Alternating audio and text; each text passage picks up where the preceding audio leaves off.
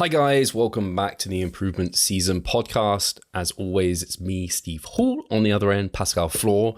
And I saw a comment actually, we spoke about last time. We do read the comments over on YouTube, unless you're listening on Spotify, which you very may well be, or some other podcast provider. You can come to YouTube and see all the comments, or you can come to YouTube and comment. Someone said they're still waiting for us to bring on additional guests, because obviously we had GVS with Jeffrey Schofield. And I thought, sorry to interrupt you there, Steve, I thought that you were bringing up the person who said like, Jesus Christ, another protein study. Oh yeah, oh dear, yeah, that was also, he's not going to enjoy the podcast that comes out that's over an hour long with Jean. That's true. But I thought it was actually, that study, it's just so funny how people are. That study in particular, if you're keeping up to date with like protein studies, that one just really put the nail in the coffin for how anti-anal you have to be, essentially. Like how you hit your protein by the end of the day is like getting you 90% plus of the results of what protein is going to get you almost. I hate putting percentage to it, but the vast majority, of course. Yeah. But no, not them. They mentioned also Alex Leonidas, who I did reach out to on Instagram because he followed me. I followed him back. I messaged him. And he came back to me with his email, and I emailed him, but I haven't heard back from that email. Maybe it landed in spam. Yeah, maybe. So I expect he's one of those, because he's very social media present. He's probably getting emails all the time and inundated. And didn't really help that you sent some kind of not safe for work pictures alongside with it. Dick pics. No, not just dick pics, Steve. That's not you. You are more sophisticated than that. I know this. We're lying on the sofa, candles lit on as well, and then just taking some pictures of you with Alex framed. With Alex framed, exactly in the background.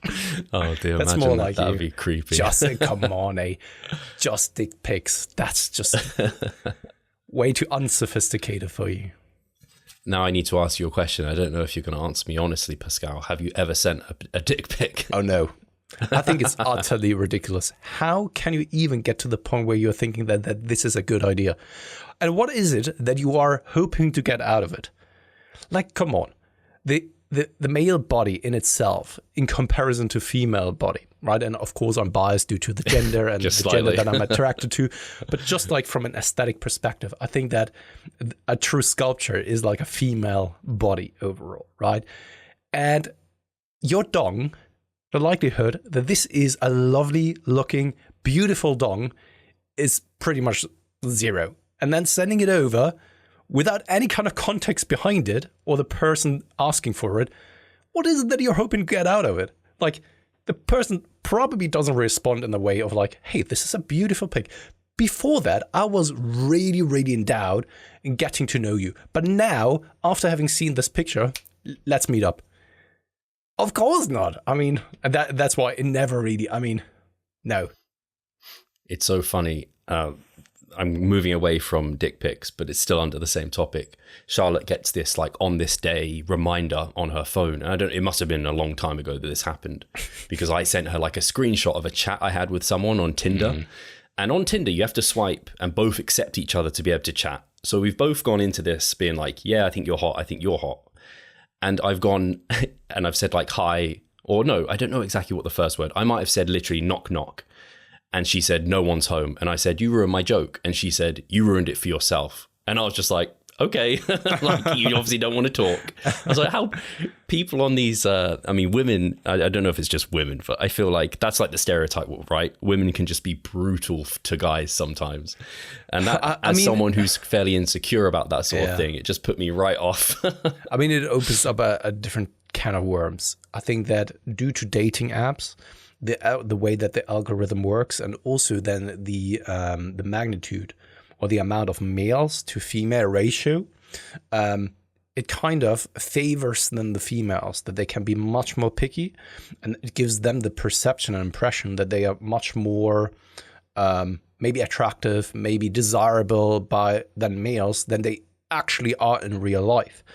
And then, of course, beautiful pictures come along with it, the way that males interact on these kind of platforms as well. But there's a massive discrepancy between then males and matches, like with attractive females, in comparison to females and the attention that they are getting. And I think that this may even have a negative impact on our society when it comes to dating in general, that females can be much more picky, which is not necessary to say that it's always a bad thing. But at the same time, I think that it has major implications on dating life. But this is just coming from someone who doesn't really know what he's talking about, to be honest. It's just what it is that I'm observing. And I'm off the dating market since a long time. Yeah, at least the only time I ever hear about these sort of things is when they come up on the Modern Wisdom podcast with Chris Williamson, because he talks about them. And like you said, I haven't been single for actually this year is a decade with Charlotte, so I haven't been single for basically a decade. So it's been the longest time, and I was only on dating apps for and I only went on dating apps to get Charlotte like jealous. That was like my aim, was to try and be like, hey, I'm moving on from you because I was trying to make sure she knew I was interested. And here we are, a decade in. Here we are. Right? It seems to have worked. I went on 3 dates, and actually one of them was successful. I was going to go on a second date, and Charlotte was like, you either go on that second date or you come with me. And I was like, okay, this is what I wanted anyway. So let's go. And never look back. So yeah, it's funny how these things happen. I mean, it has in itself, right, also some very much positive aspects to it, because I think it's pretty short-sighted if people are just talking about the negative connotations about those dating platforms, especially because there are certain people out there who have a much, much harder time finding a proper match. And I think for those individuals, it's, of course, a blessing to have a platform like this. But also there are, of course, plenty of downsides to it that I think are probably not healthy for kind of relationships, dating. And it's probably also there a correlation with an Instagram and those social media dating platforms on the statistics around virgins when people had sexual intercourse for the first time and all that kind of stuff. But this is, once again, I just want to reiterate, this comes from people who have no idea about this, you know. All I can say, for me, it was one of those situations where I couldn't ever see myself walking up to a girl in a bar. Like, it was just like so uncomfortable. I was not someone who had a high success rate at university because I just expect it to kind of happen and I didn't have to put myself out of my comfort zone. So I never would do that. So at least it gave me like a way in with the app. So anyway, for someone like me, it definitely was positive, but I can see how it can be hard. I was the same. I never went to girls at parties or so, unless it just automatically happened due to whatever incident. But I never really approached kind of girls where it's like, I saw her, went over, started talking. Never did that. And I think it probably just has gotten worse, probably, I would assume, due to then the impact that social media had on us and the way that we are communicating with another. Because people are getting worse and worse in social interactions offline. It's crazy. Yeah, so it's even... That's so funny. It's like a double-edged sword almost. You could swing this to the fitness space where it's like someone who has an eating disorder finds like if it fits your macros and MyFitnessPal, it's like that could almost drive their...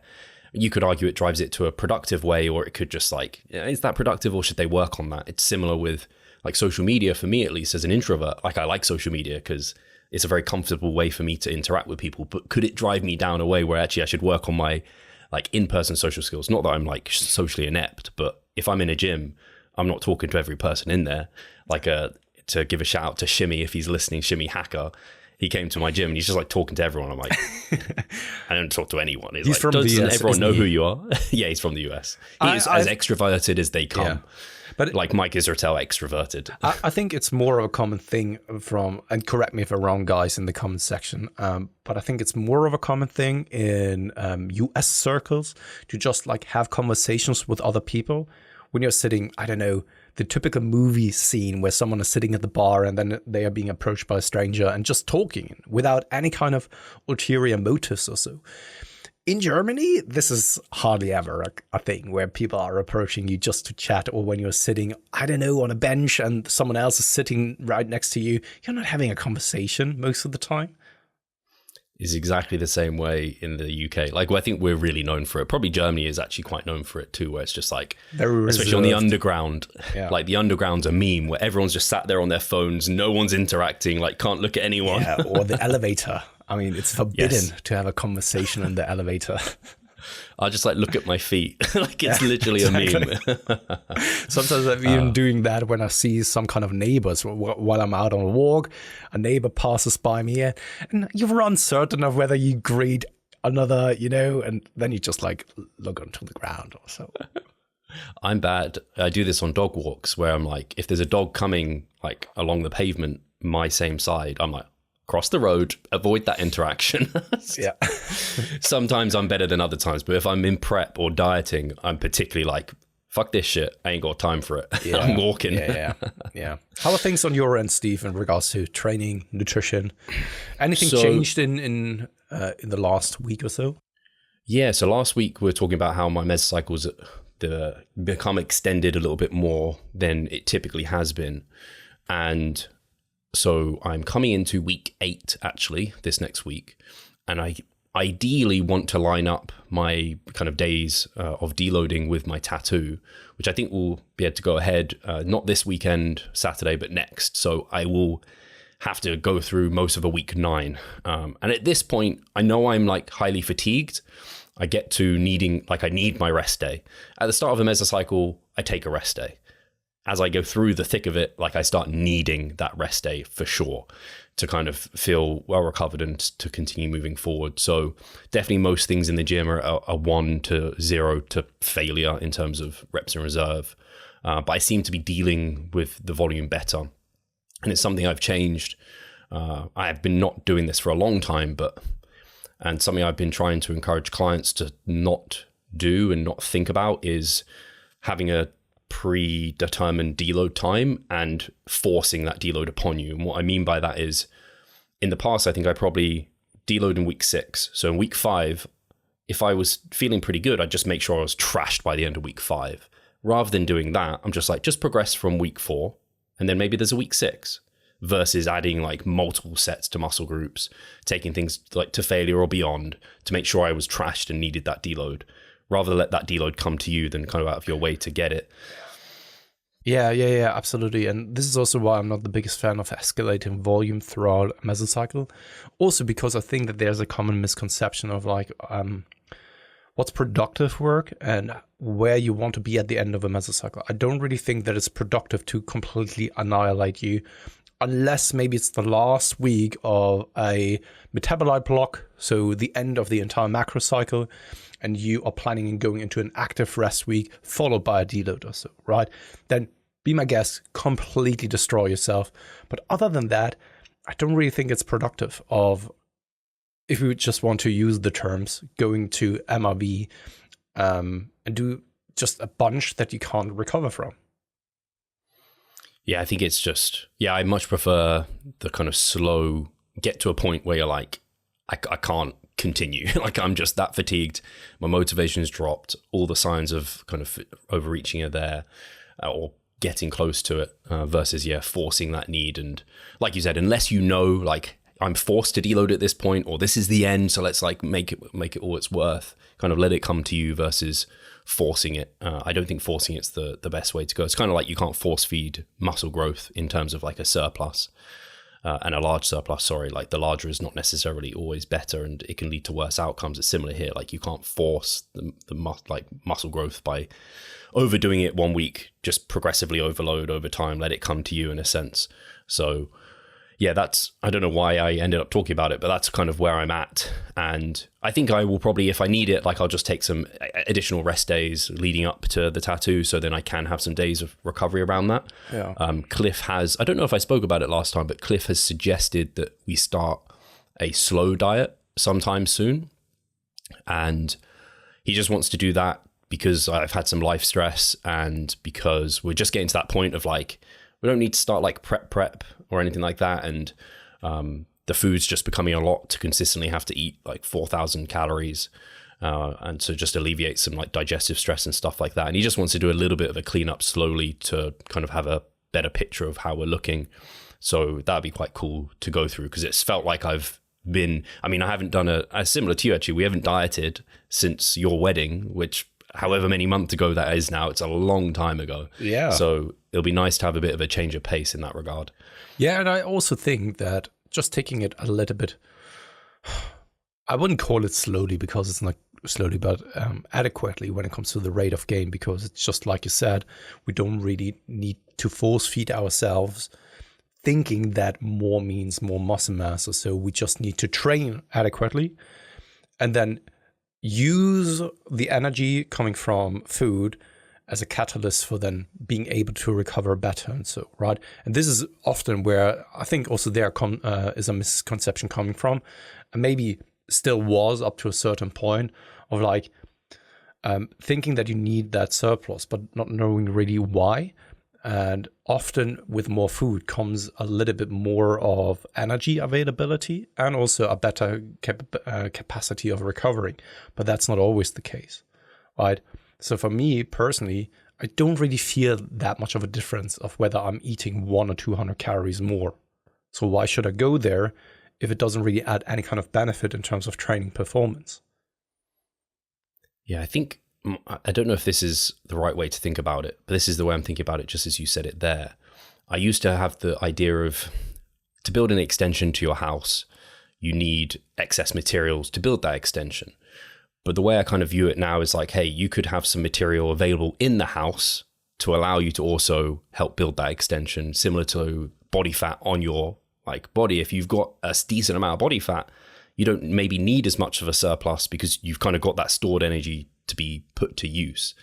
And so excess is just maybe making it a bit easier, recovering more comfortably, that sort of thing. But if you've got tons of material in the house already, like you might not need that surplus on top so much to see those results that you want to see. But someone did make a good point, is that if you do want to go from like 150 pounds muscular to like 180 pounds muscular, you're not going to do that via staying at like maintenance. You do need to slowly build up into a surplus, because again, you're going to run out of those stored materials on your in your house. To build more extension, you need to actually go and start eating or 100%. Gathering that and eating more. And I think that you can more easily get away with that and building more solid muscle tissue early in a lifting career, going from something like 150 up to 180 or so. I think that there's an inherent benefit of then being a little bit more aggressive. Also just figuring things out, and also maybe even the psychological aspect of it. Because if you are more clueless, then you believe in certain things, and that belief in itself can actually then push you forward. And if you then think like, okay, I'm eating in a sufficient surplus, I have plenty of energy, then you may be able to push yourself a little bit harder maybe in the gym. I think this also goes back to the thing about kind of people who think that they are taking anabolic steroids, probably then push themselves harder and have a little bit more focus in the gym, think that they can train closer to failure, and then by that itself, pushing it a little bit harder. Yeah. I can't recall the specifics of the study, but I looked into it for a presentation that we did with RP, where it was that placebo steroid study, basically, where people were told they were given steroids and they grew so much more than the team or the group that didn't. And it's just absolutely wild. Also wild that they lost all that muscle once they told that they came off, which is just goes to show the power of all of that. So it's so funny. But where was I going to go with this? Yeah, the thing that my real change of perspective is I used to think weeks at maintenance would be wasted. Whereas now I'm more like, hey, I prefer us to be in, rather than being in an excessive surplus and gaining excess fat and have to cut sooner, I'd prefer us to have potentially more weeks at maintenance that I don't think are wasted, because you aren't super shredded and unable to perform and you're still progressively overloading. And you can, if you have a couple of weeks of maintenance, maybe that just extends the time you're in a surplus by a couple more weeks.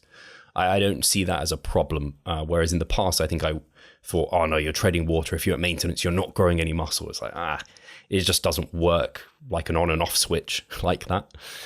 Which has been a nice change of perspective. I think it's been a beneficial one. Totally. And I'm also a little bit more relaxed when it comes now to the rate of gain that I'm seeing in my athletes as well. As long as I see that the performance is going up, and as long as I can make sure that they are in a caloric surplus to some extent, so it's fine with me. They don't need to be pedantic about their macronutrient intake. Yeah, especially when you consider if they're gaining on a certain number of calories, they're going to be gaining on those for a long time, unless they're like post-diet and they're recovering very quickly or lifestyle changes. But if they're like mid-mass, they're gaining on 3,000 calories, the body is going to take a long time to adapt and make that not a surplus. It's going to be like months. So certainly in the like every week making 100-calorie adjustments to make sure you're in this perfect surplus that's just not a worthwhile adjustment. Like the rate of change that's happening is not going to be making that useful for you. So yeah, being more relaxed and just letting it go slow. Especially considering when we are also thinking about that the body is quite smart and is also then compensating in one way or another. We've seen it also there in other observational studies where then people, only because they are more active doesn't mean that they are then expending more energy throughout the day than those who aren't. So because then they have times throughout the day where they are actually then taking the time to relax. It's just an automated process that is happening in the system most of the time, unless you're, of course, an Ironman athlete, but I doubt that those people are listening to the podcast. Yeah.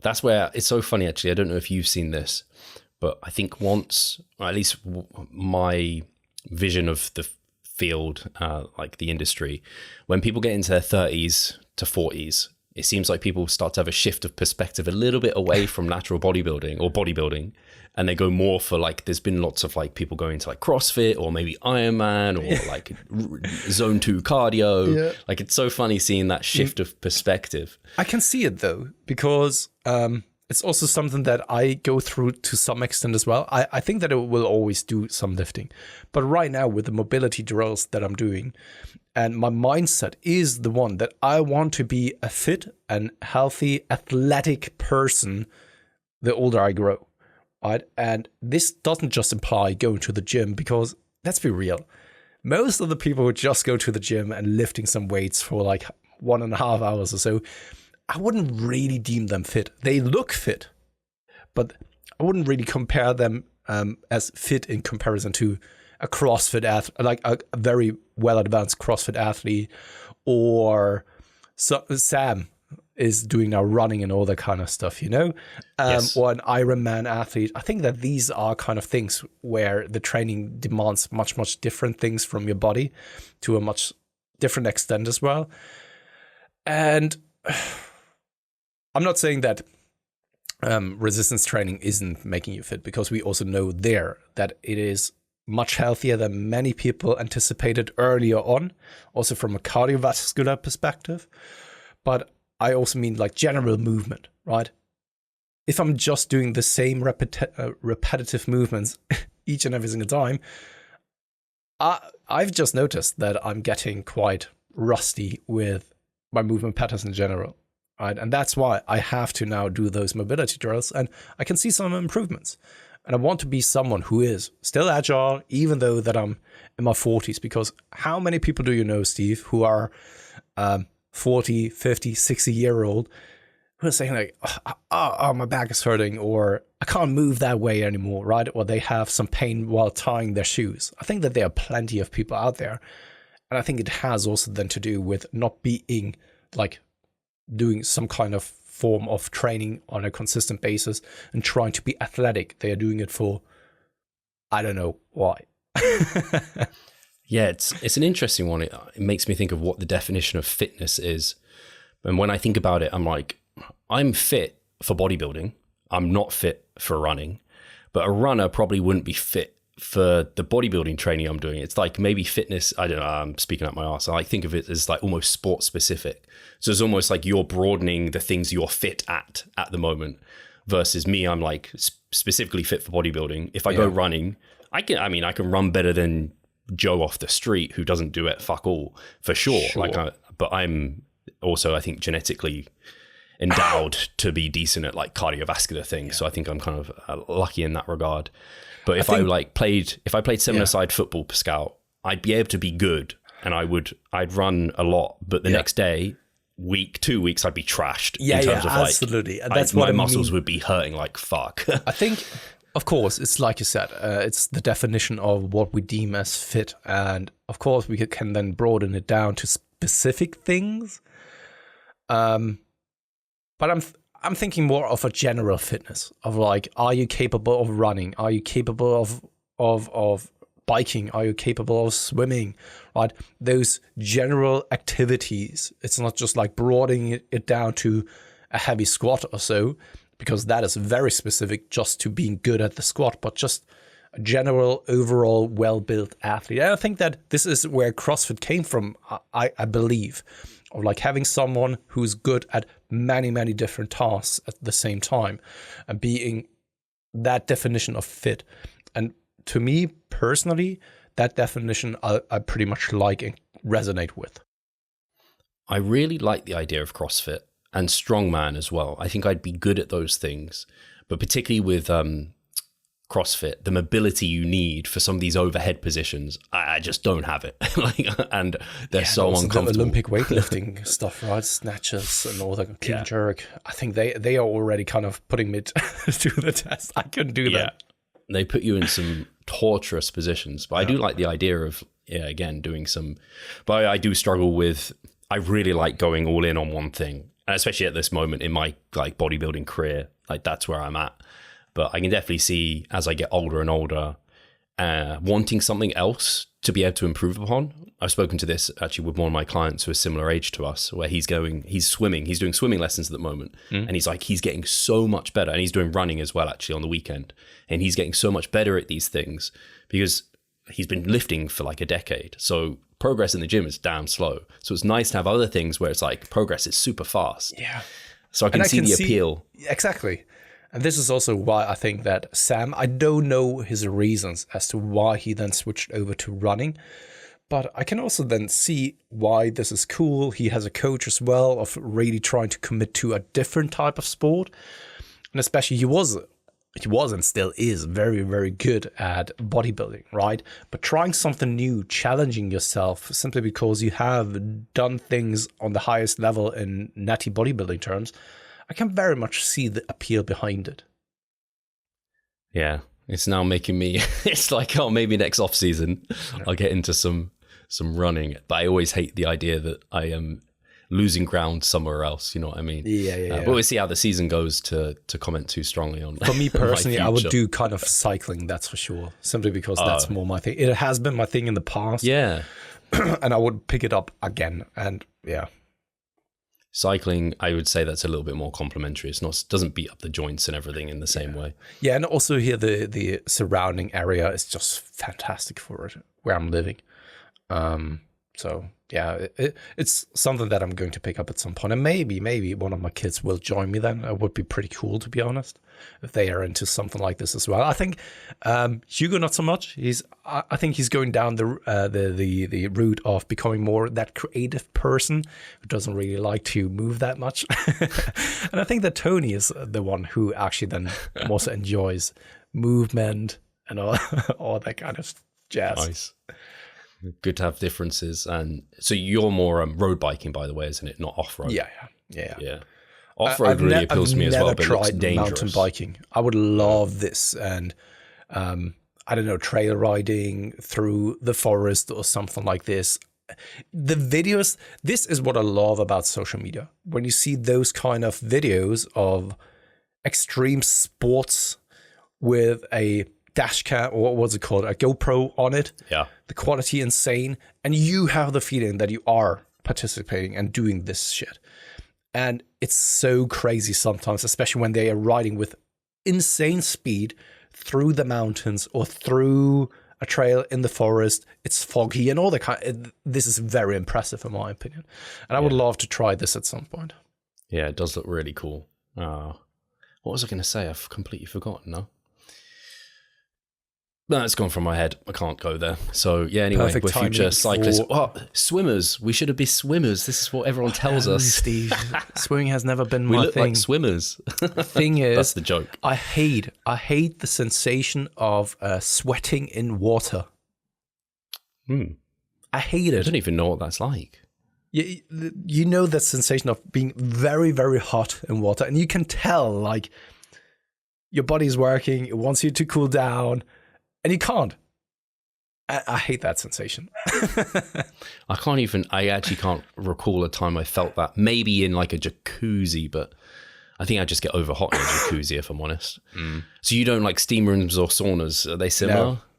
I don't like this. Nah. I can be in a sauna, but maybe this is also just the person that I am, that I can't sit still in situations like these. I can't really calm down. It's the same when people are enjoying a time at the water, sitting there for like 1 or 2 hours. I can't do that. I couldn't do that. I'm sitting there for 5 minutes and then let's get out of here once again. And the same as for saunas. Going in there feels horrendous. Let's get out of here again. I'd actually love a sauna. Yeah. But I think particularly because I've seen some bits, I've spoken to Greg Potter via like WhatsApp about like the benefits of saunas and stuff, and he's really made me want to go saunaing, but it's not very easy in like central London to get a sauna. That's true. Which is unfortunate. Anyway, you were going to break. Yeah, let's take a short break and then we will be back with more talk about certain things.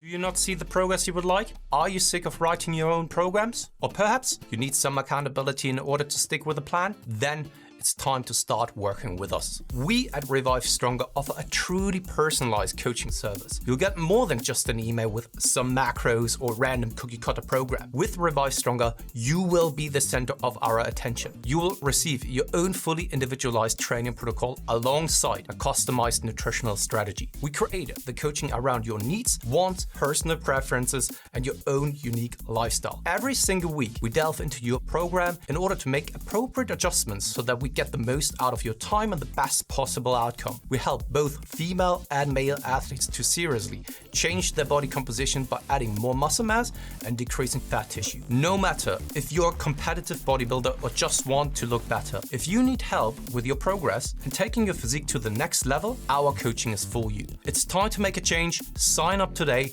and let's revive stronger. So, Steve, in Germany at least, I don't know how it is in the UK, and maybe your Instagram feed is a little bit different to mine because we've been talking about saunas.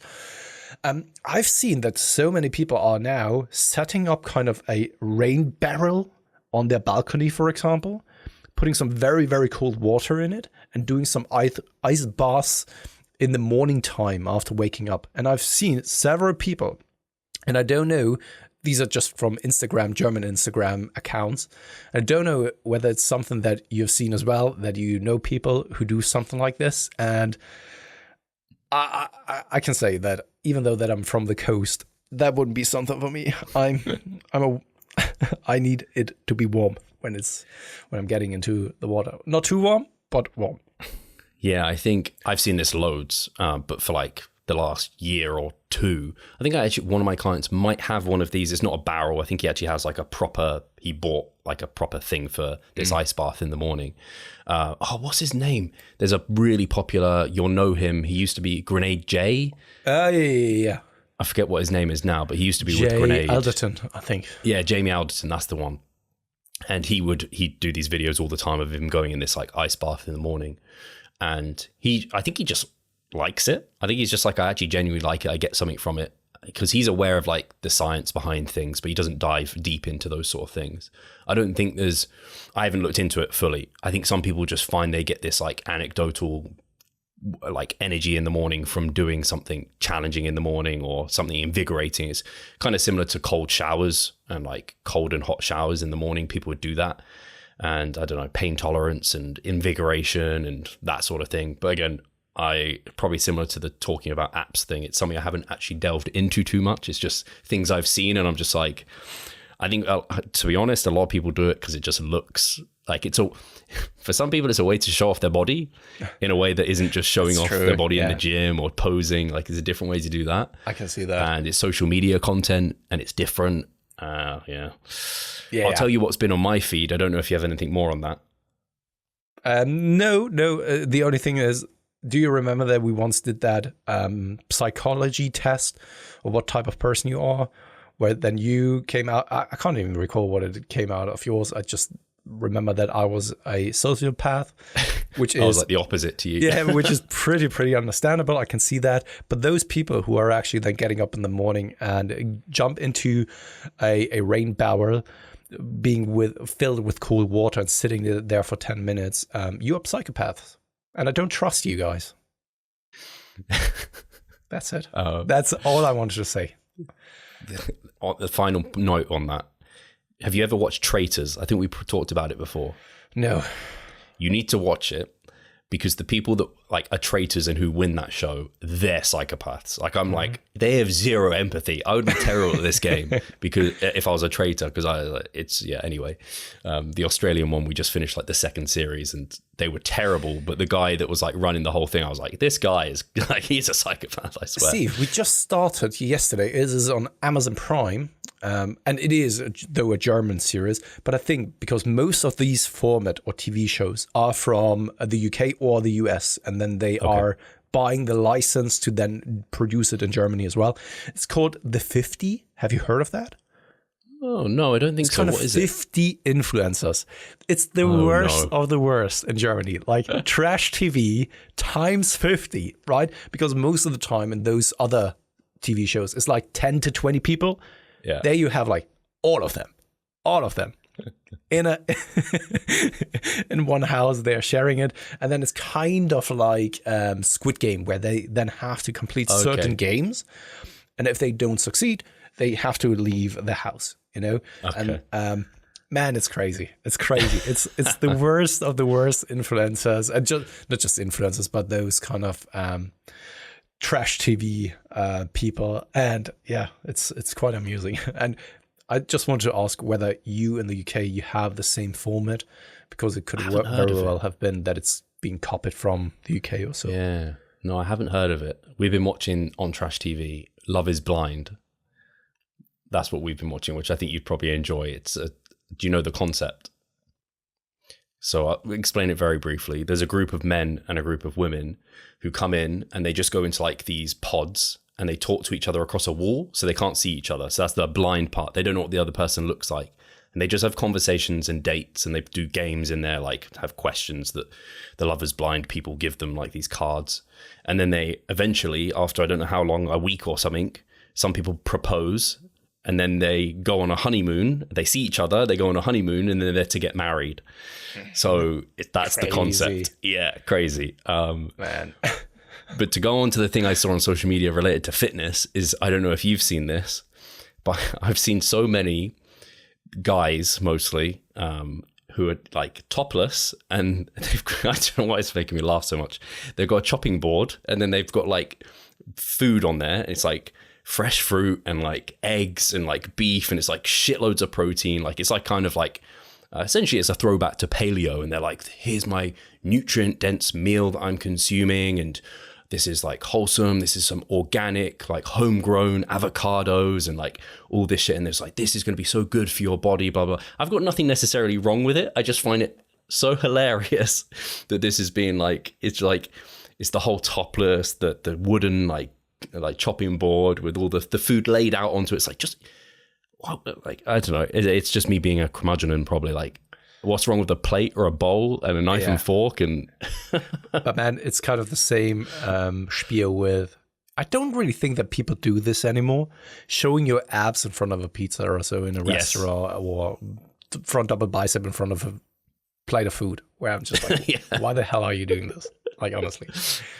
It has made me consider, I haven't done any for a while, I haven't felt up to it, but doing the sit down videos where I like talk to the camera, I'm like, maybe I should do those topless.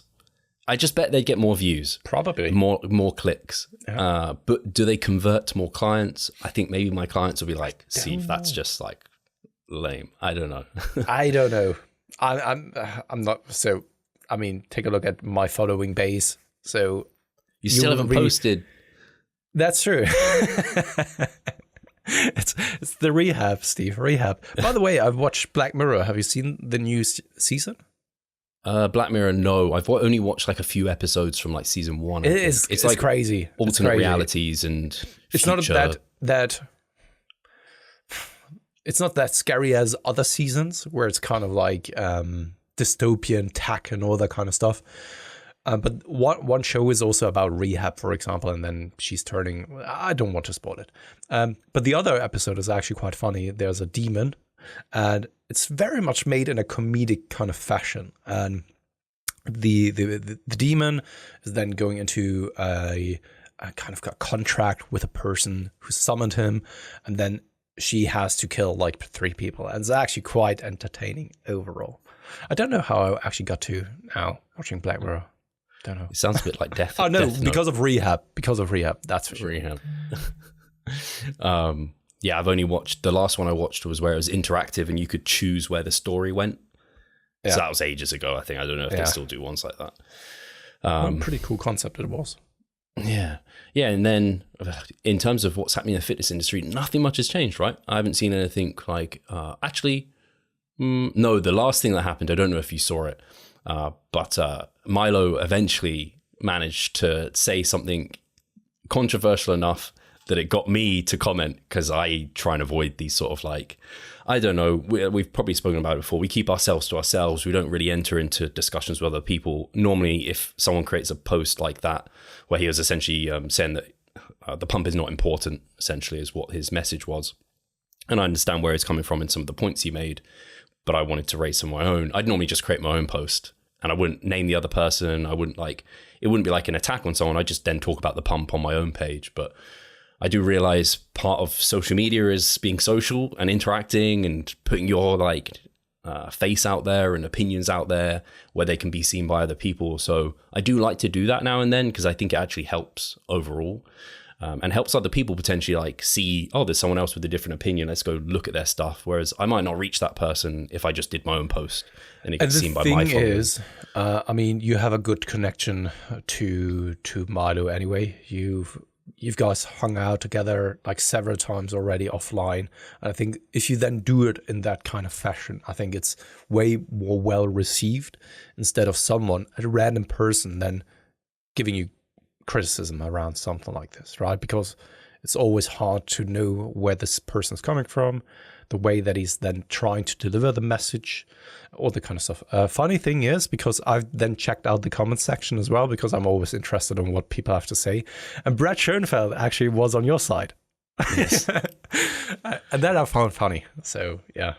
I like that I said what I said and then Brad commented. Yeah. It wasn't that I saw Brad commented and then commented. I just wanted to get a comment on there. I didn't want to jump on a bandwagon or anything. And this is something I'm getting better at, is speaking my own thoughts and opinions. It's something I've struggled with loads of things in life, where I haven't just spoke how I've wanted to, that people pleasing aspect of me, where I overthink what other people will think, what I think of how I say what I say. And then I think about what I've said half an hour afterwards and wonder if it's hurt their opinion and what, I don't know.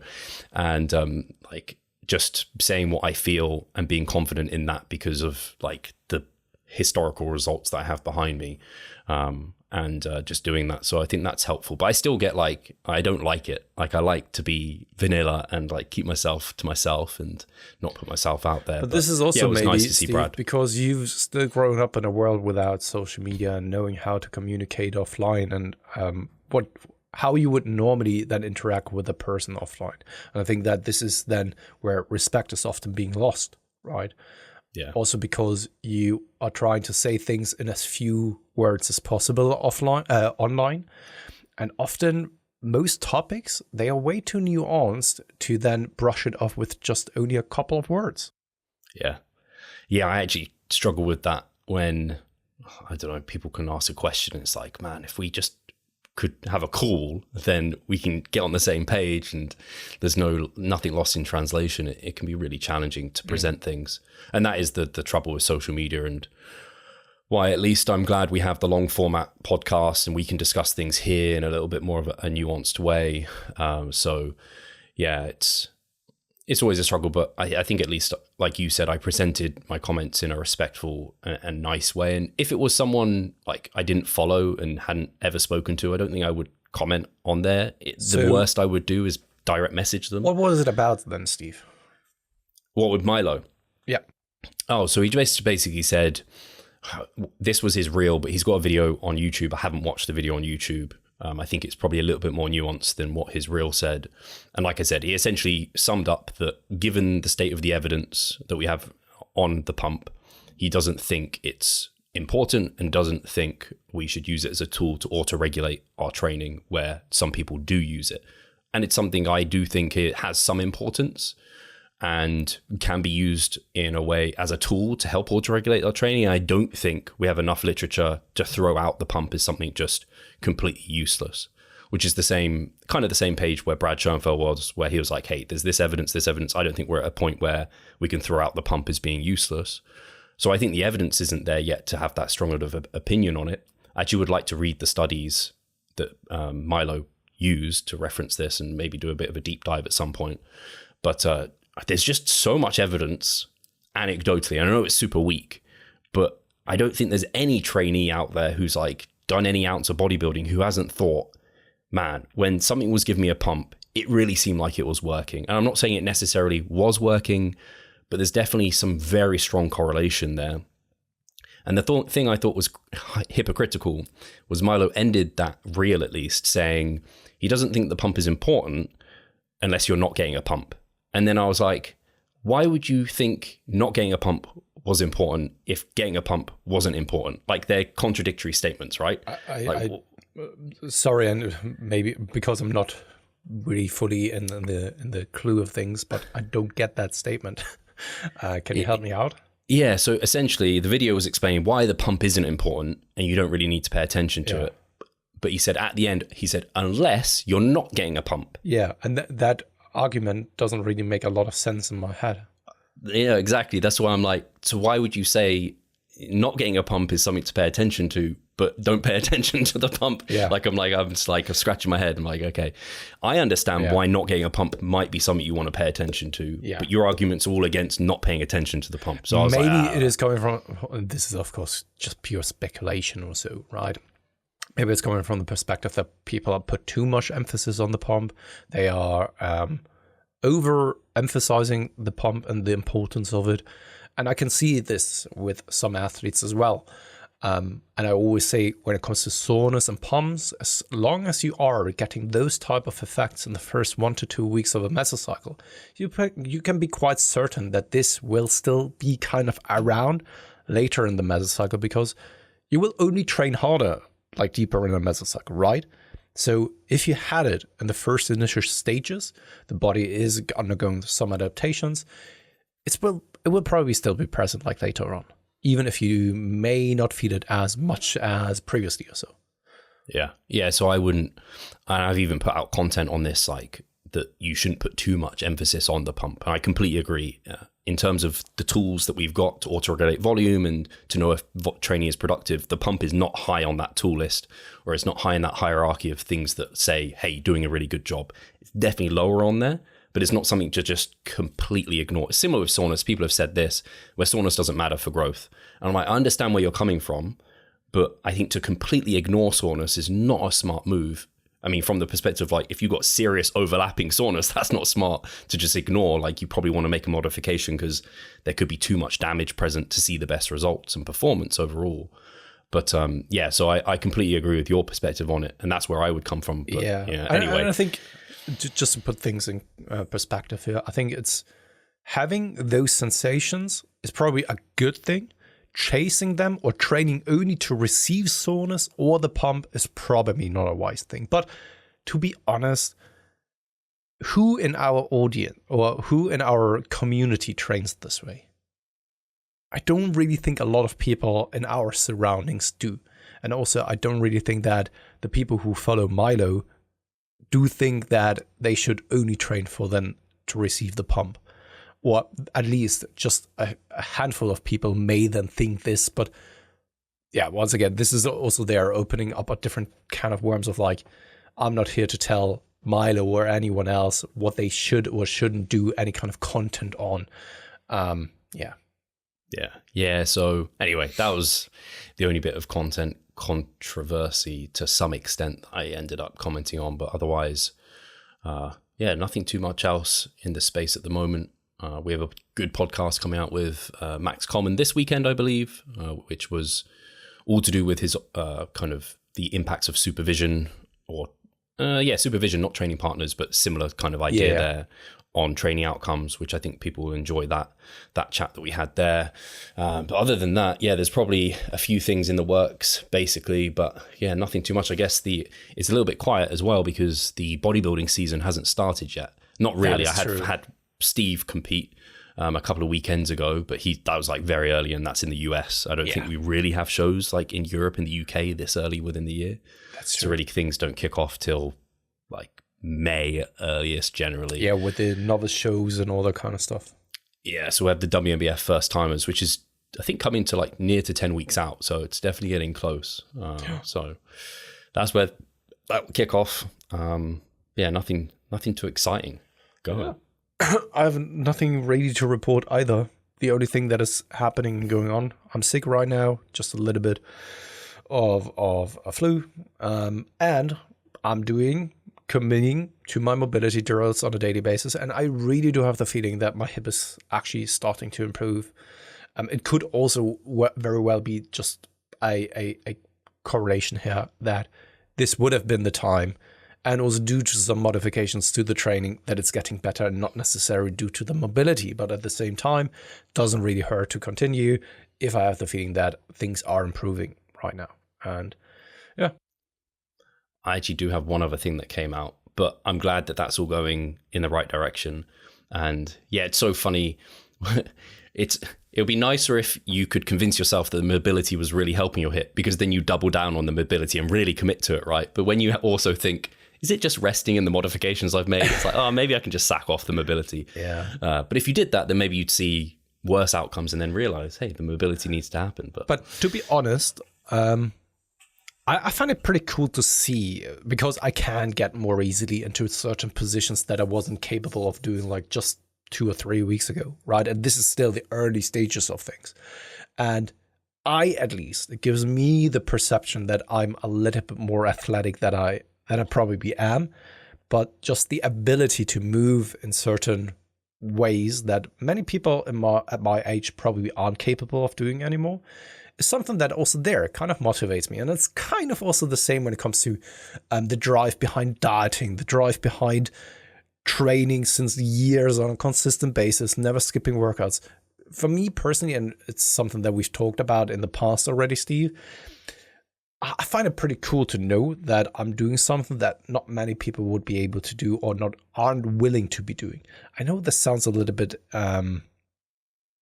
weird. It shouldn't really sound arrogant or anything like. That's not what I'm trying to put across here. But it's being willing to do something that many people aren't willing to be doing. It's something that has always driven me. And I also do remember the time when I was 14, 15, 16, I said, like, I'm going to be a rock star. While I wasn't really the big rock star that I was hoping to become, I was still being on a stage, playing in front of thousands of people and all that kind of stuff, and touring, And so many people were just like laughing about this, And it's something that I always kind of strived of when people are, or when I have the feeling that I'm doing something that many people aren't willing to be doing also. And I think that this is kind of the same. I don't know of many people who like to do a mobility routine on a consistent basis. Yeah, fuck that shit. Yeah, if I didn't have to do it, I don't want to do it. Yeah, but to be honest, yeah. I would rather be in a situation such as Katie. Katie is so hypermobile. It's insane. When she's bending down, she's not really bending her knees. She's just going down straight with legs straight. I don't get it. How can you touch be the that floor? Yeah. Hands flat. Hands flat. And she's just picking things up like this. Oh no, can you do it though? Oh no. Oh, I'm not there yet. I'm trying. I'm getting there. I want to impress Katie as well with my mobility. But yeah, that's crazy, right? Some people just have it. It's kind of like with teeth hygiene. Some people, they just have always good teeth and they don't really need to do a lot for it. And some people have to do all of the shit. Flossing, of course, brushing the teeth several times, using a gel, all that kind of stuff. And some people, they don't do anything and they just have perfect teeth. I just had braces, but apart from that, the teeth have been all right. Touch wood. No. As long as the the wisdom teeth don't decide to come at me with vengeance at some point. Fuck your shit up there.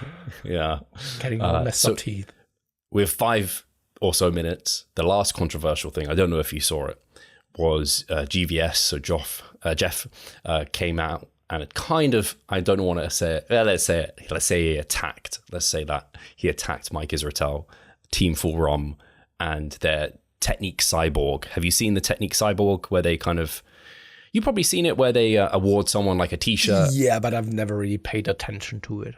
Yeah, you can understand the concept. It's the person with the most like pristine, beautiful technique, and they get the t-shirt because they win the Technique Cyborg. And Jeff was just, I keep saying Jeff, GVS, basically just critiqued and said like, this is getting too far. There's too like much focus on this like pristine, crazy range of motion and control throughout the lift. And he thinks it's just not a good thing to promoting such an extreme, like I think for me at least, there's like a sweet spot with technique where it's like, you don't want to go all the way pristine, perfect technique and cool technical failure if you deviate from that at all, because you're going to be so far from taking that muscle to failure that you're not going to see the best results. But you don't want to be so dirty with your technique that you're swinging and it's going everywhere. You have no control. And again, you're not taking that muscle close to failure. You're just taking your body systemically like to failure. You want somewhere in the middle here where you've got like, hey, the first reps, the first 80% is beautiful, really pretty technique. The last reps, when you're getting close to failure, they slow down. Maybe they're a little bit wobbly. Maybe there's a little bit of momentum somewhat to help you kind of get those final reps depending on the lift and whether it's appropriate. But there's grunting, like there's pure effort.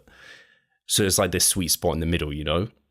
And I think his reaction was to this like extreme, perfect technique where it's put on a pedestal and that could lead people down the wrong direction. So there's not much point talking about it because you haven't seen any of it. No, that's true. And once again, I can then only kind of go off what I've speculate and making some kind of assumptions. Yeah, no, I haven't seen this, but just from listening to what you've described, I can definitely see the point in what he's trying to make.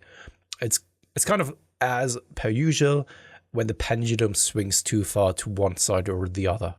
Yeah. Yeah, and it's funny because I have seen, like, I can definitely see where Jeff is coming from because I've seen some of these videos and I'm like, I kind of, and not to besmirch anyone, but I kind of roll my eyes. I'm like, man, that's a little bit too hyper-focused on these minor things and it's a little bit too pristine all the way and looks too easy. And I'm like, there's got to be some grit and effort there. It's got to be challenging. But at the same time, there's probably and certainly I've seen Jeff lift sometimes where I'm like, I wouldn't like take it to that level of technique breakdown. But so long as like muscles are getting close to failure, you're growing. So I'm like, I think there's somewhere in the middle here. But yeah, I'm not stressing over it. But it was just, yeah, I can't do this. This is where social media has got to. It's like this reactionary content quite a lot of the time. Man. My YouTube is full I don't of like it. Simply because I click on these videos and then I found myself, or kind of I've seen myself doing it, Steve, where I caught myself clicking on those videos, listening to them for the first 5 minutes, and then I stopped, paused, and thought like, what am I even doing here? This is consuming content that doesn't really add any kind of value to me. I'm distracted because I'm listening to shit like this. Try to avoid it. Simply because I caught myself watching those reactionary videos several times already. And I really, really then reflected upon like, this doesn't really add any kind of value. I'm wasting my time. I'm distracted. Just don't do it. Yeah, it's unfortunate though, because they seem to be, there's a reason people are doing them, right? Because people like controversy. They like opinions differing. They like kind of like that sort of thing. But it's just not me. I think it would add too much stress to my life to get into those situations, even if it was to help the business or the social media or the podcast grow by a certain degree. It's just not a place I like to put myself in. And also, I don't know if this sounds like, I don't know, I'm sitting on the fence. I so often just can see everyone's point of view and perspective. Like I'm often like, if I put myself in their shoes, I kind of see where they're coming from. I don't always, because there's people that grind me on social media. One of them being, I don't know if you've seen this individual, Eddie Abou. Have you seen any of his content? Man, he has grown from like, he had like less than, when I first saw he came on social media, less than 100,000 followers. He's grown over 3 million now on Instagram. Wow. But his basically line is, anything that isn't a single ingredient food is shit. So like pre-cooked chicken is shit because they put in stabilizers or a bit of dextrose or something that's perfectly harmless, help someone eat some chicken in a quicker way. He's like, that's shit. You got to eat raw chicken breast or whatever, like cooked chicken breast that's raw, right? or like eggs are the thing, right? Whey protein powder, that shit. Any like protein based yogurt, like high protein yogurts, that shit. Like it's just this like energy drinks are shit. It's just like, again, kind of this paleo, and it's a very narrow. And the thing that annoys me about it is because he is reaching so many people and promoting essentially orthorexia. It goes back to that like clean eating focused approach where there's good and bad foods. And it's just making life harder for a lot of people to achieve health and well-being. And it's confusing and stressing people out. I have the picture of, but he's doubling down on it. And I think probably a large part of his following and interaction is just like people like us commenting on them being like, you're full of shit, Eddie. It's kind of what it is that I've talked about or brought up. I think it was the last time or the second to last time about podcasts nowadays, where they are generating a lot of clicks and views for controversial topics, and the people who dislike the topics and watch that shit just to then comment on it and to fuel even the algorithm instead of then letting it die down. Stephen Bartlett. Dude, for example, yeah. I am embarrassed to share that first name. Yeah, but he has he's a good smart production guy. He going knows on. what he's doing. That's the thing. I think Eddie is also knows what he's doing. I just and doubling down on it. It's kind of similar to, in some ways, like you remember James Smith and he was calorie fucking deficit. For the longest time, that was his content, and now he shifted to be a bit more nuanced, I gather. But like that riled quite a lot of people up. But at least that was like in many ways true. So anyway, Cool. Coming up on time. that's your roundup. Thank you very much, guys, for listening. As always, hit the like, hit the subscribe, comment in the comment section below. Maybe you've seen things that wild you up as well. You can always share your thoughts, your feelings with us. We don't really take them or notice them and all that kind of stuff on board. We just ignore them. But you're more than welcome to actually then put it still into the comment section below. I think it's always good to vent off some steam, and share your feelings with us. Comment all the shit. Like, subscribe, share this with everyone, and bring on Eddie. He can come watch this and give me some shit as well. Exactly. Oh, cool. dear. Cheers, guys.